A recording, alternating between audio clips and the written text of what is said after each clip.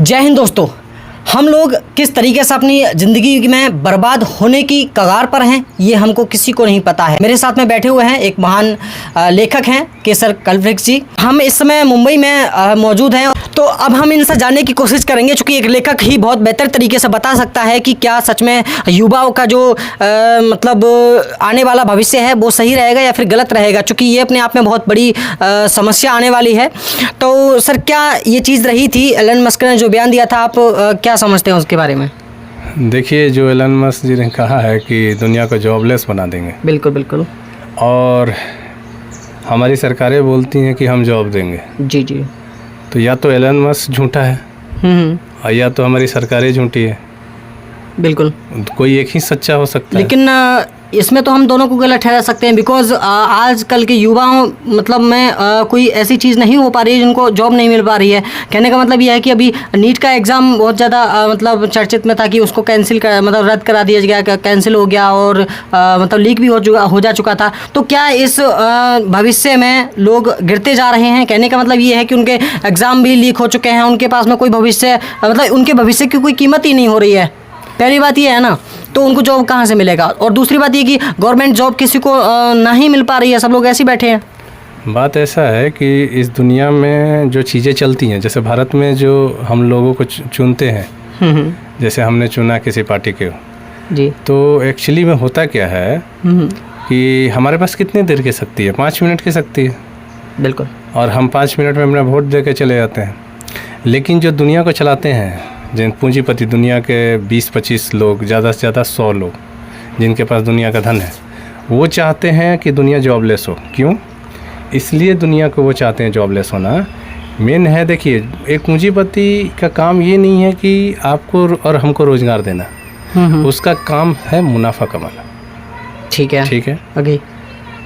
तो जब वो मुनाफा कमाना चाहता था तो रिस्क लेने, किसी भी चीज़ का उत्पादन में मुनाफा कमाने में जो 5 चीज़ महत्वपूर्ण होता है। क्या? ठीक है, तो रिस्क लेने की क्षमता, ठीक है, पूंजी, श्रम, ठीक है, ठीक है। तो ये जो 5 चीज़ें होती थी ना, उसमें से एक ही चीज़ हमारी थी और 4 चीज़ पूंजीपति की थी। हमारा एक ही चीज़ है श्रम। जैसे किसी ने कंपनी खोल दिया, सब कुछ कर दिया, तो हम वहाँ क्या देने जाते हैं? श्रम। बिल्कुल। कोई हमें नॉलेज है, स्किल है, तो इस स्किल के द्वारा उनको हेल्प करते हैं। चाहे हम मेहनत कर सकते हैं तो मेहनत के द्वारा हेल्प करते हैं। यही हमारे पास है। बिल्कुल। बाकी तो उनके पास सब कुछ है, लेकिन इस चीज़ का उनके पास ऑप्शन नहीं था, श्रम का। लेकिन अभी क्या हुआ, AI आने के बाद, आर्टिफिशियल इंटेलिजेंस आने के बाद, बिल्कुल, और रोबोट दोनों को मिक्स करके वो एक चलता फिरता मशीन या चलता फिरता लोहे का पुर्जा या चलता फिरता इंसान जो सोच सकता है, समझ सकता है और सारे काम कर सकता है। लोगों से भी बेटर उसको, लोगों मतलब से बेहतर कर सकता है काम। कैसे नहीं कर सकता है? ऑपरेशन, अभी एग्जाम्पल है, अभी जितने घुटने का ऑपरेशन है डॉक्टर के बजाय पे रोबोट कर रहा है। बिल्कुल, ठीक है। जितने क्रिटिकल ऑपरेशन है वो रोबोट कर ले रहा है अच्छी तरह से। टीचर जो पढ़ाते हैं उनके जगह पे वो अच्छी तरह से पढ़ा सकता है। कैसे पढ़ा सकता है? उसके पास प्रोजेक्टर रहेगा, उसके शरीर में लगा हुआ प्रोजेक्टर से वो दिखा सकता है, वीडियो दिखा के पढ़ा सकता है। यहाँ तक कि वो अपने हाथ खोल करके दिखा सकता है कि हाथ होता कैसा है, ब्रेन खोल करके दिखा सकता है कि ब्रेन कैसा होता है, प्लस पढ़ा सकता है। तो ये बच्चों को इंटरेस्टिंग लगता है। फिर से रेस्टोरेंट में देखिए, वेटर के रूप में। तो इंटरेस्टिंग, मैं मानता हूँ इस चीज़ को कि इंटरेस्टिंग लगता है। क्या लोगों को ये नहीं सोचना चाहिए कि ये सच में खतरनाक भी हो सकता है हमारे लिए? लोगों के सोचने से क्या होगा? अगर लोग सोचते भी हैं तो अब तो कंपटीटर है ना मशीन उनके लिए। अगर मैं सोचता हूँ, जैसे मैं लेखक हूँ, तो फायदा तो उन लोगों के लिए होने वाला है इस चीज़ का, होने वाला है। जैसे उनके टीचर्स बचने वाले हैं। हाँ, सब कुछ मुनाफा के लिए काम करते थे, तो मुनाफा होने वाला है उनको। बिल्कुल बिल्कुल। तो क्या लिसन, क्या इस चीज़ पर बच्चों पर या फिर आम आदमी पर प्रभाव नहीं पड़ सकता इससे? हर व्यक्ति पे प्रभाव। यहाँ तक मैं अपना ऊपर प्रभाव बताता हूँ। मैं लेखक हूँ, मैं लिखता हूँ। बिल्कुल, ठीक है। मैंने दुनिया में सबसे ज़्यादा कविता लिखा है, 25,000। ठीक है। फिर से आपका वर्ल्ड रिकॉर्ड है मेरा। ठीक है, ठीक है, लिखने में। लेकिन मैंने जितना लिखा है तो मैंने एक दिन चैट GPT से कंपटीशन कर रहा था कि क्या वो मुझसे बेहतर नहीं स्पीड लिख सकता है क्या। तो मैं एक टॉपिक पे लिख रहा था और मैंने देखा कि वो काफ़ी स्पीड लिखता है किसी चीज़ पर, कविताएँ, कहानियाँ। इसको लेकर के हॉलीवुड में वहाँ पर क्या हुआ, आंदोलन हुआ कि ये काम नहीं होना चाहिए, इनको हटाओ AI को। बिल्कुल तो मैं असुरक्षित हो गया, क्योंकि वो बिल्कुल। लिख सकता है, बिल्कुल, मुझसे बिल्कुल। बेहतर लिख सकता है। आज वो 6 महीना, साल भर, 2 साल का है, अभी तो वो बच्चा है। जब वो 60 साल का एक्सपीरियंस उसको हो जाएगा, या 50 साल का, या 10 साल का हो जाएगा, तो कितना खतरनाक हो जाएगा। गूगल की तरह, बिकॉज इस गूगल में भी कुछ शुरुआत में हल्के हल्के ऑप्शंस उसने दिए थे, लेकिन बाद में जाकर के वो सारी चीज़ों को हैंडल करने लगा। उसके बाद में देखिए क्या हुआ कि गूगल पहले अकेला था, उसके बाद में कुछ 2-4 साल में उसने यूट्यूब को ख़रीद लिया, उसके बाद में उसके पास में बहुत ज़्यादा पावर आ गई। तो ये चीज़ें मैं मानता हूँ, आपने सही कहा कि वो समय गुजरते जाएगा व्यक्ति या फिर रोबोट, क्योंकि वो सीख रहा है। अभी तक जितनी मशीनें थी, आपका मोबाइल है, ये सीख नहीं सकता है, आपका जो डेस्कटॉप है वो सीख नहीं सकता है, लेकिन एआई क्या करता है, अपने आप में सुधार करता है, सीखता है। एक थिंकर है वो, एक तरह से लर्नर है। तो जो वो क्या करता है, 2 तरह से आदमी ज़िंदगी में सोचता है जी। एक सोचता है जितना भी डाटा है उस डाटा के आधार पे। जी। मान लीजिए मेरे पास 3 करोड़ डाटा है और मुझे कोई प्रॉब्लम सॉल्व, जैसे मुझे दिल्ली जाना है, तो मैं दिल्ली जब गया होगा, पहले गया हूँगा, तो मैं एक डाटा देखूंगा कि किस तरह से गया था मेरा दिमाग। नहीं गया था तो यूट्यूब देखूंगा, नहीं गया था तो और तरीके देखूंगा कि किस तरह से मैं पहुँच सकता हूँ। तो डाटा मैं ले रहा हूँ, मैं पूछूंगा भी तो, लेकिन उसके पास तो सारा डाटा है, तो कितना बेहतर फैसले ले सकता है, पहला। लेकिन एक दूसरा तरीका होता है, वो योगियों के पास है कि डाटा होता नहीं है उनके पास, वो न्यू डाटा क्रिएट करते हैं, तो वो अलग मैटर है। लेकिन आम आदमी के लिए वो बहुत खतरनाक है। अच्छा, ठीक है। तो क्या एक्चुअल में ये जो चीज़ें हैं आम आदमी के लिए भी, तो आम आदमी एक्चुअल में फिर करेगा क्या अगर रोबोट्स ही अपना जो है लोगों का, कंपनीज़ का या फिर हॉस्पिटल्स का काम करने लगे और भी मशीनरी का काम करने लगे, तो लोग एक्चुअल में फिर क्या करेंगे? वो तो फिर बेरोज़गार हो जाएंगे, पूरी तरीके से हो जाएंगे, तबाह हो जाएंगे फिर तो। ये बहुत अच्छा सवाल है। इसमें एलोन मस्क ने कहा था कि जॉबलेस तो हम बना रहे हैं, लेकिन आपको कुछ रुपए देंगे हम आपको, जिससे कि आप खर्च करके अपना ज़िंदगी गुजार सकते हैं। मतलब वो फालतू में पैसे देंगे लोगों को? फालतू में इसलिए देंगे क्योंकि आप क्रांति नहीं करते, तो आपको शुरू में तो रोकना होगा। तो आपको एक डिजिट कुछ पैसे देंगे, जैसे 5 किलो राशन गाँव में देते हैं ना, पहले वो ज़्यादा देते थे, लेकिन अब 5 किलो देते हैं। तो आप क्रांति नहीं कर दें, इसलिए आपको कुछ पैसे दिए लालच में लाया जाएगा। एक तरीका ये है क्रांति रोकने का। बिल्कुल। दूसरा जो तरीका है क्रांति रोकने का, कुछ ऐसे षड्यंत्र किए जाएंगे, हो सकता है कि वो आपके जीवन से भी खेल सकते हैं। ओह, कैसे? क्यों? अच्छा, हाँ। क्यों? क्योंकि उनके पास तो श्रम का ऑप्शन हो गया, हमारा ऑप्शन हो गया, तो हमारी इतनी भीड़ की ज़रूरत क्या है, उनको ये लगेगा। और जो लोग समझदार हैं वो 4 साल 5 साल जो झेले हैं कि कैसे क्या होता है और कैसे ज़िंदगी के साथ खेला जाता है, हमने तो देखा है। समझ सकता हूँ। तो अलग अलग तरीक़ों से वो फिर से खेलेंगे। वो इसलिए खेलेंगे कि अब हमारी उनको ज़रूरत महसूस नहीं हो रही है। अच्छा, मैं थोड़ा सा बताने की कोशिश करूं, सर भी इस वजह से नहीं बता पा रहे हैं, बिकॉज़ ये कुछ समय पहले अगर हम इस बात को खुल करके बताएंगे कि ये जो मतलब लोगों की जो है मरने की संख्या एकदम बढ़ती जा रही थी, लगातार लोग हार्ट अटैक से मरते जा रहे थे। कहीं पता पड़ा कि हॉस्पिटल्स में जाके वो पॉजिटिव हो गया। अब वो किस कारण पॉजिटिव हुआ वो सब आपको पता है। यानी कि ये जो पूरा खेल था वो वास्तव में हो सकता है कि आगे और खेला जाए, ऐसा शायद आपका दावा है, राइट? बिल्कुल बिल्कुल। जॉबलेस बना देंगे जब, हमें एक राशि देंगे, लेकिन कब तक राशि देंगे सबको? फ्री में पैसे कब तक बांटेंगे? बिल्कुल। तो वो चाहेंगे ना जिनको फ्री में। और बिजनेसमैन एक बात जानता है, एसेट और लाइबिलिटी। जो चीज़ उनके लिए एसेट है उसे वो रखते हैं, और जो चीज़ लाइबिलिटी है उसे वो धीरे धीरे कम करना चाहते हैं। तो अगर आप और हम लाइबिलिटी बन जाएंगे तो हम धीरे धीरे कम किए जाएंगे।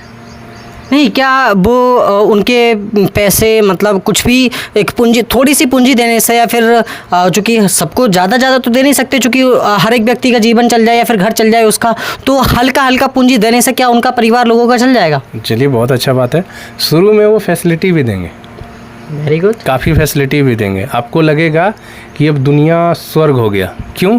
सारे काम रोबोट करेंगे। आप आराम करो, खाओ पियो और मौज करो। लेकिन ये जो चीज़ है, आपको पता है दुनिया में हर चीज़ का प्राइस है, कोई भी चीज़। प्रकृति के प्राइसलेस ऑक्सीजन है, लेकिन कोई बिजनेसमैन जब आपको देगा तो उसका प्राइस लेगा।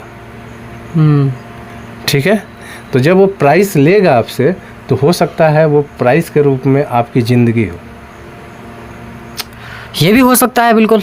तो ये एक्चुअल में मैं आपकी बातों में सहमत हूँ, हो सकता है, लेकिन ये तरीका एक थोड़ा सा अगर शॉर्ट में बता दें तो कैसे हो सकता है ये पॉसिबल, अगर आपको इस बारे में जानकारी हो तो। कि कैसे मतलब लोगों को ये ख़त्म किया जाएगा। अच्छा, हाँ बिल्कुल वही मैं कह रहा हूँ, या फिर वही पुराना तरीका अपनाने की कोशिश करेंगे थोड़ा सा हट करके जो अभी पिछले 2-3 सालों में किया गया था।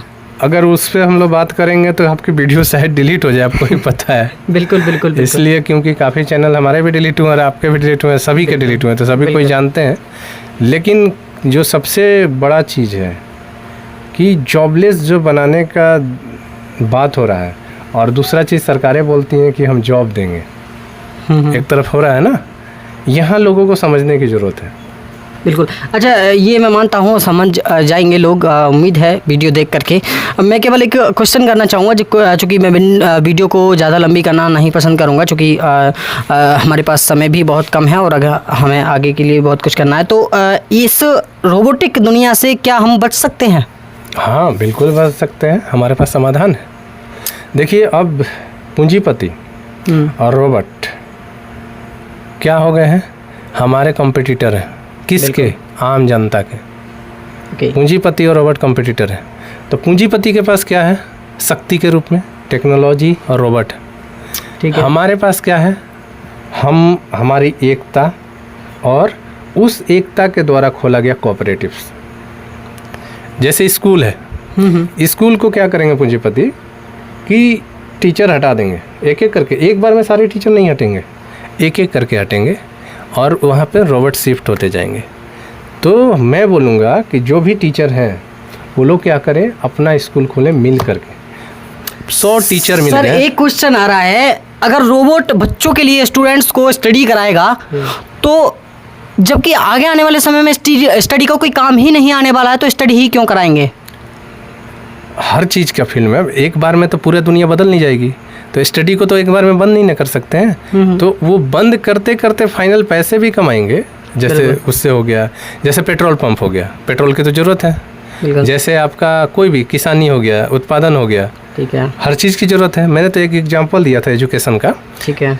तो अब जैसे खेती कर रहे हैं, तो अब रोबोट क्या करेंगे, एक बहुत बड़ा जगह ले लिया पूंजीपति ने, और वो क्या करेगा कि रोबोट के द्वारा खेती कर लेगा, हमारी कोई ज़रूरत नहीं उसे।